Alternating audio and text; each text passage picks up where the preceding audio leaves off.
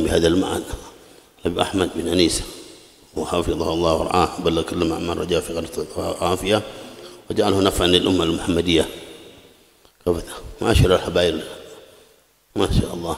Lagi anak tadi mau napas dulu sebentar bro, langsung dikasih mic ya. Udah bernapas pakai mic ya. Masya Allah. Insya Allah berkat majlis al-maulid yakun fi nafa' insya Allah. معاشر الأخوة رحمكم الله، يقول الله سبحانه وتعالى قل بفضل الله وبرحمته فبذلك فليفرحوا. الفضل والرحمة yang diperintahkan oleh Allah untuk kita bergembira dengannya. Qad fassara ulama bitafasir, banyak sekali diartikan dengan berbagai macam arti al-fadl wal rahmah. Ada yang menyatakan ad-din atau asy-syariah, ada yang menyatakan Al-Quran, ada yang menyatakan al-ilm, ada yang menyatakan al-hidayah. Berbagai macam penafsiran dari kalimat al-fadl dan juga kalimat ar-rahmah. Gitu luas mereka artikan, tapi dari semua mereka yang mentafsirkan dengan berbagai macam kalimat tersebut, ketika dinyatakan al-fadl itu adalah baginda Nabi Muhammad sallallahu alaihi wasallam, dengan sendirinya mereka semua sepakat mengakui al-fadl itu adalah Rasulullah sallallahu alaihi wasallam. Ar-rahmah juga demikian, ar-rahmah itu Nabi Muhammad sallallahu alaihi wasallam. Iya, jelas ar-rahmah Nabi Muhammad. Tambah lagi dengan jelas ayat Al-Quran ataupun hadis Rasul yang menjelaskan wa ma arsalnaka illa rahmatan lil alamin. Innama ana rahmatun muhdah. Beliau adalah rahmat. Allah Subhanahu wa taala dengan kalimat ini memerintahkan kepada kita fabidzalika falyafrahu, agar kita bersenang-senang, bergembira.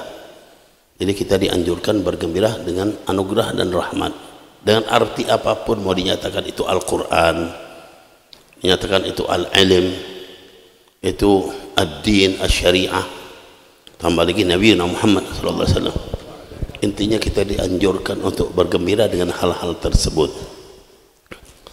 Alhamdulillah kita sekarang fi rihabil ilm, raudhah min riyadil jannah, tempat tampungnya di sini anak-anak belajar. Ketika kita diperintahkan bergembira dengan ilmu, tambah lagi saat-saat sekarang ini, masya Allah, jauhnya anak-anak kita dari ilmu agama. Terkadang ya mereka dengan pakaian, ya pakaian menunjukkan ya dengan keindahannya bagaikan syiar untuk agama, tapi ketika dipertanyakan dalam banyak hal mereka sangat jauh. Ya, sebagaimana pernah dibuktikan anak-anak sekolah, baik mereka yang tsanawiyah atau aliyah, yang lakinya yang perempuannya ditanya tentang rukun Islam saja mereka menjawab tentang rukun Islam masih salah-salah. Ada yang bilang 3, yang 4, yang macam-macam. Ada juga yang bilang 5 betul, tapi waktu ditanya sebutkan sudah ngaco ke sana kemari. Inna lillahi wa inna ilaihi raji'un. Rukun iman tambah lagi. Sedangkan mereka adalah anak-anak kita, bahkan orang-orang di seputar kita, orang yang dekat kepada kita. Tapi subhanallah mereka jauh dari hal-hal seperti ini. Juga nanti dengan Al-Quran, masya Allah, berapa banyak di antara anak-anak kita yang tidak bisa baca Al-Quran. Mungkin di lingkungan yang kita hadapi, alhamdulillah kita di lingkungan pondok, kita lihat anak-anak bisa baca Quran, memang mereka belajar Al-Quran, tapi terlepas sedikit di sebelah kita, jumlah mereka jelas lebih banyak lagi, lebih besar lagi. Jumlah yang lebih besar itu malah subhanallah nggak bisa baca Al-Quran. Untuk perbandingan kita masih jauh berarti. Berbagai macam yang kita hadapi saat ini, hubungan kita dengan baginda Nabi Muhammad SAW juga demikian, masya Allah. Di sana sini kita dengarkan membaca sirah nabawiyah, kitab maulid, ringkasan dari sejarah Nabi SAW. Alhamdulillah kita gembira, kita senang membaca maulid. Memang ketika kita mengikuti saja sudah mendapatkan keberuntungan, minimal sholawat berulang-ulang. Tapi seharusnya kita lebih lagi untuk meningkatkan memahami apa isi dari maulid. Setelah paham pun, kalau kita perhatikan maulid itu sejarah, tapi sejarah yang ringkas, tidak begitu jauh menjelaskan tentang sejarah Nabi SAW yang begitu luas. Beliau tercatat, ya kalau kita perhatikan berapa banyak kitab yang mencatat sejarah Nabi SAW. Ya, kehidupan beliau secara sempurna, bukan hanya perbuatan beliau begitu dan begini, apa-apa yang terjadi pada beliau, sampai gerak-gerik beliau, ucapan beliau, semuanya tercatat. Sallallahu alaihi Nabi. Tidak ada manusia seperti beliau, ngomong apa saja dicatat, diperhatikan, sampai dari begitu banyak yang dicatat oleh para sahabat, oleh keluarganya beliau, sampai banyak ya, apa saja yang pernah terjadi pada Rasulullah SAW. Dan mereka tidak membiarkan sesuatu yang terjadi, melainkan mereka ingat, mereka catat, mereka pelajari. Terkadang mungkin bagi kita sesuatu hal yang aneh atau ya untuk kita sulit untuk memahami, seperti yang terjadi pada Rasul SAW ketika beliau di Hajjatul Wada. Beliau duduk di atas ontanya berkhutbah, di bawahnya kalau nggak salah Amr bin Kharijah yang memegang kendali onta. Beliau memegang kendali onta, Rasul SAW berkhutbah di atas ontanya. Beliau bercerita, aku sedang memegang kendali ontanya Rasul SAW ketika Rasul berkhutbah, dan liur onta itu mengalir di pundakku. Lalu diriwayatkan, kira-kira apa yang kita bisa ambil dari cerita seperti ini? Kalau kita ya sebagai orang-orang yang nggak mampu, yang beliau cuma cerita, aku megang kendali onta Rasul, aku kenal liur onta. Apa ceritanya? Apa yang kita bisa ambil dari sini? Orang cuma tersiram liur onta diceritakan, ya. Tapi dibawakan, diriwayatkan dari si fulan, an fulan, haddatsana fulan, masya Allah, diriwayatkan. Artinya bukan sesuatu hal yang luar biasa, bukan suatu hal yang biasa, pasti ada kandungan, ada apa. Itulah yang dipelajari oleh para sahabat, para ulama kita. Mulai sahabatnya menceritakan, kenapa? Sahabat itu paham berarti. Para tabi'in, ulama-ulama tabi'in meriwayatkan lagi. Kenapa? Mereka memahami juga ada sesuatu di situ. Itulah ya, kita sendiri coba kita bayangkan apa kira-kira. Ya, cuma berdiri di bawah onta, kena liurnya, diriwayatkan. Tiba-tiba ulama menjelaskan, oh berarti menunjukkan liur onta itu suci, tidak najis. Gimana ya? Itu sahabat berdiri di bawah liur onta, Rasulullah tahu, Rasulullah lihat, tapi Rasulullah tidak menegur. Kenapa? Setiap sesuatu yang melenceng tidak sesuai pasti ditegur sama Nabi SAW. Tapi ketika itu Rasul tidak menegur, berarti itu menunjukkan bisa diambil seperti itu jangkauan mereka. Ya, itulah ya seperti yang digambarkan tentang Imam Syafi'i radhiyallahu anhu, dan Imam Ahmad bin Hanbal, putrinya kan heran. Putri Imam Ahmad bin Hanbal heran kenapa ayahnya ini memuji-muji Imam Syafi'i terus. Sering kita dengar cerita ya. Imam Syafi'i dipuji oleh Imam Ahmad bin Hanbal. Oh hebatnya. Sampai anaknya ini pengen tahu apa sih kelebihan Imam Syafi'i. Ayahnya juga orang hebat. Wah, apa namanya? Hafizul hadis, habis berapa banyak yang dihafal, ilmu yang diajarkan, pengetahuan yang begitu hebat. Tapi Imam Syafi'i dipuji-puji terus. Hingga suatu hari subhanallah kebetulan Imam Syafi'i datang dan ya, mampir ke rumah mereka, berkunjung dan nginap di situ. Inilah bagi sang putri untuk memperhatikan ada apa dengan Imam Syafi'i, apa kelebihannya. Malam itu ya dia dijamu Imam Syafi'i, makan seperti biasa tamu. Sudah makan, sudah saya gitu gini, Imam Syafi'i dan ayah istirahat, ngambil tempatnya masing-masing. Imam Ahmad langsung aja ngambil mihrabnya, duduk ibadat, sholat, baca Quran, zikir segalanya. Imam Syafi'i ke tempat tidur. Imam Syafi'i ya, ke tempat tidur. Jadi anak ini perhatikan, tidur sampai subuh, sampai menjelang waktu baru dia sholat, dan ya, hampir datang waktu subuh ya sholat subuh. Ya biasa-biasa aja, nggak ada kelebihan. Apa kelebihan Imam Syafi'i dalam hal ini? Jadi dia ketemu ayahnya, wahai ayah, yang ente puji-puji tadi malam tidur, ente ibadat, sholat, zikir dan segalanya. Masya Allah. Udah nanti aku tanya sama Imam Syafi'i, gimana engkau bermalam? Nanti dia duduk waktu futur, ya, sarapan, ditanya gimana tadi malam engkau bagaimana? Imam Syafi'i menjelaskan, alhamdulillah tadi malam aku memecahkan 30 pendapat lebih dari sebuah hadis. Ya Ya Umair ma fa'ala Nughair, dari hadis. Subhanallah, satu hadis dikembangkan menjadi puluhan pendapat. Gak tidur mikir. Kalau kita udah tidur terbaring udah hilang.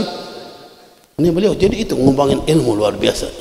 Inilah orang-orang pewarisnya Rasul sallallahu alaihi wasallam. Yang mereka pewaris Rasul. Lalu kita kembali pada Rasul sallallahu alaihi wasallam.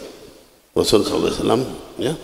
Apa saja yang ada dari beliau itu dicatat, dipelajari. Memang semuanya luar biasa. Pribadi beliau itu luar biasa. Ketika dinyatakan pada anbiya terdahulu, mukjizat itu rata-rata yang lepas atau tidak menyatu dengan diri mereka. Tapi berbeda dengan baginda Nabi sallallahu alaihi wasallam. Allah nyatakan al-bayyinatu rasulun minallah. Al-bayyinah mukjizat Rasul itu sendiri, pribadi beliau sendiri itu mukjizat.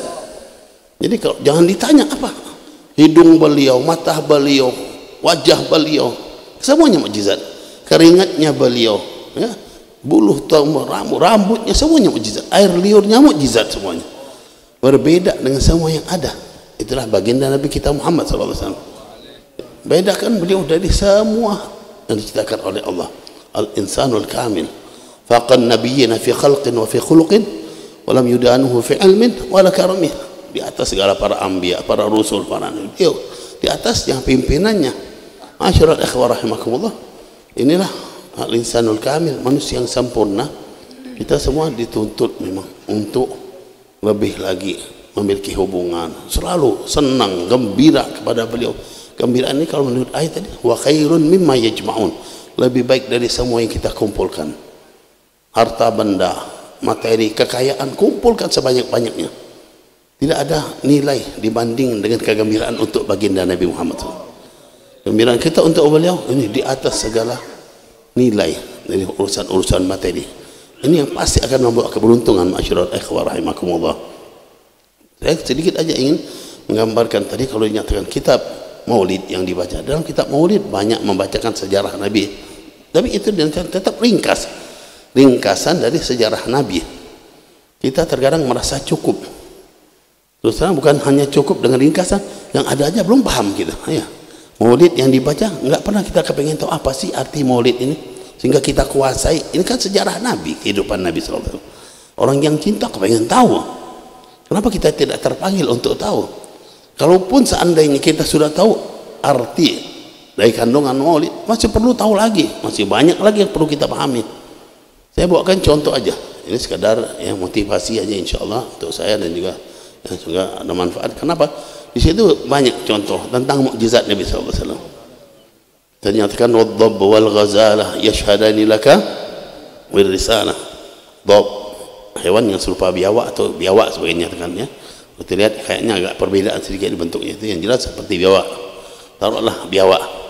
Wal ghazalah, rusa. Yashhadani laka bir risalah, bersaksi dengan kerasulan Nabi sallallahu alaihi wasallam. Ini ya kita dengar biawak dan rusa bersaksi, bersyahadat menyatakan kerasulan Nabi SAW. Kira-kira kalau ada anak-anak tanya ceritanya gimana, bisa gak kita cerita sama anak-anak kita? Ini kan terjadi pada Nabi SAW.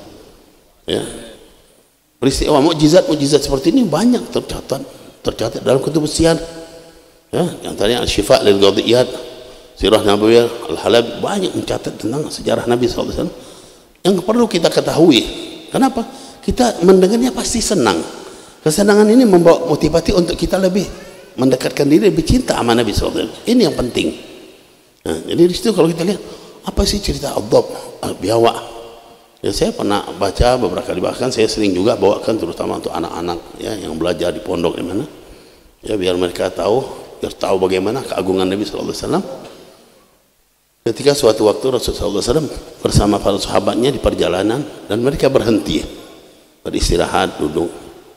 Tiba-tiba ada orang Badui, dia baru saja berburu mendapatkan seekor dhabb.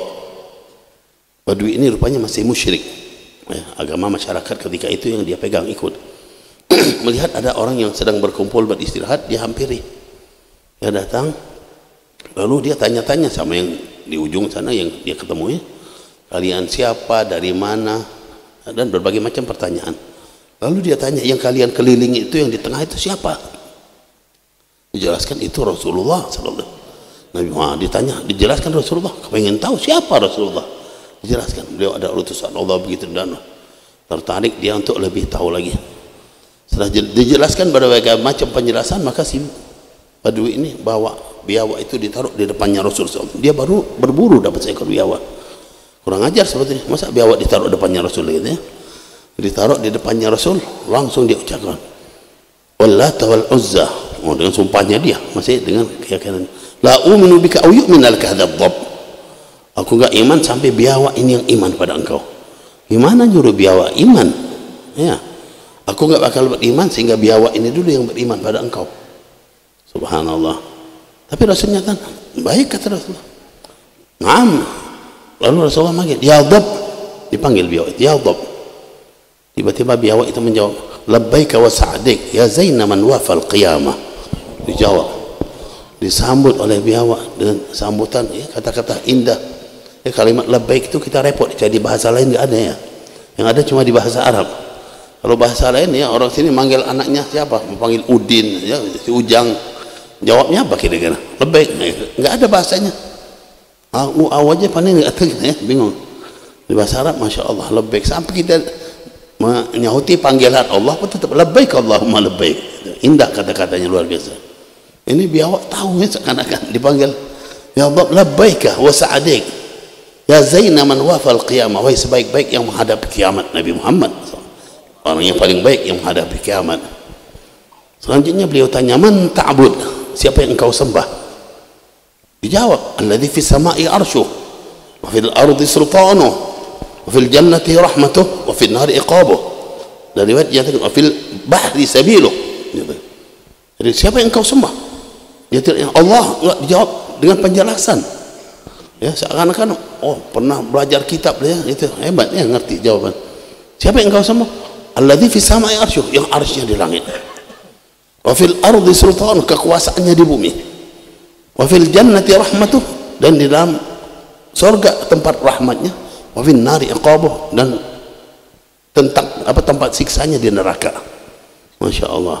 Si Badui itu bengong lihatin, gimana tidak bengong, ini yang bicara biawak ya. Lalu dilanjutkan, man ana, siapa aku? Anta rasul rabbil alamin wa khatamun nabiyyin qad aflaha man saddaqak wa khaba man kadzdzabak. Engkau adalah rasul rabbil alamin, Rasulullah, wa khatamun nabiyyin, penutup segala nabi. Qad aflaha man saddaqak, beruntung orang yang percaya pada engkau, wa khaba man kadzdzabak, sia-sia dan binasalah orang yang mendustakan engkau. Si Badui itu melihat keadaan seperti itu, langsung dia menghadap Nabi Muhammad sallallahu alaihi wasallam, lalu dia kata, asyhadu an la ilaha illallah asyhadu annaka rasulullah.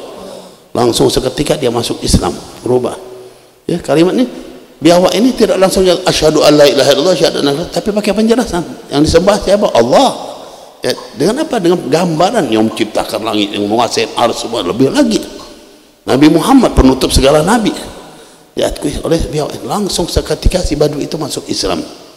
Bahkan ada riwayat lanjutan menyatakan setelah dia mengucapkan syahadatain, dia katakan, idzanni an asjuda laka ya Rasulullah, ya Muhammad, izinkan aku mau sujud pada engkau. Maksudnya, law adzintu li ahadin an yasjuda li ahad la amartul mar'ata an tasjuda li zawjiha. Kalau aku izinkan orang sujud sama yang lain, maka aku perintahkan seorang istri sujud sama suaminya. Nah, istri disuruh sujud sama suami ya. Nggak tahu ada nggak istri kita yang sujud sama kita, nggak tahu ya. Yang penting itu ya, kalau diizinkan ya berarti istri. Kenapa ya? Maksudnya tingginya hak suami. Suami bertanggung jawab memimpin rumah tangga ya, mengatur rumah tangga, terutama ya masalah-masalah yang berkaitan sama syariat, akidah. Karena ya masya Allah kadang-kadang ya ada rumah tangga istrinya bangun subuh, suaminya masih tidur gitu ya. Ini penyakit ini ya. Mesti suami sebagai pemimpin rumah tangga yang bangun duluan membangunkan keluarga. Jangan suami terus yang dibangun nama istri, kalah totalin namanya itu ya. Belum lagi nanti yang ada istri yang rajin ke majelis, suaminya duduk terus di rumahnya. Sekarang masya Allah istri-istri yang rajin ke majelis banyak ya. Kita lihat majelis ibu-ibu paling ramai, paling penuh full. Majelis bapak-bapak masya Allah ya. Bapak-bapak ya, nggak ngerti apa sudah kebanyakan baca kitab ya, kita nggak tahu ya. Ibu-ibu lebih rajin. Ini yang jelas ya, itulah ya, gambaran seperti ini kita yang harus kembali insya Allah. Majelis saya seperti ini nggak mau panjang lebar juga, memang tadi Udah terlambat, ada tamu insyaallah. Ya pengen lebih cepat insyaallah. Jadi berkah ini kita harapkan untuk hadir majlis seperti ini, dan juga insyaallah berkat ma'had ya Riyadul Jannah, salah satu taman surga, tempat pendidikan agama insyaallah. Semua sama mendapatkan keberkahan, mendapatkan manfaat, dan juga manfaat untuk thalabah yang belajar di sini jadikan ulama salihin insyaallah nafi'in, akan berkat sayyidul mursalin salafun salihin, amin rabbal alamin. Hadza ma aqulu lakum, wassalamualaikum warahmatullahi wabarakatuh.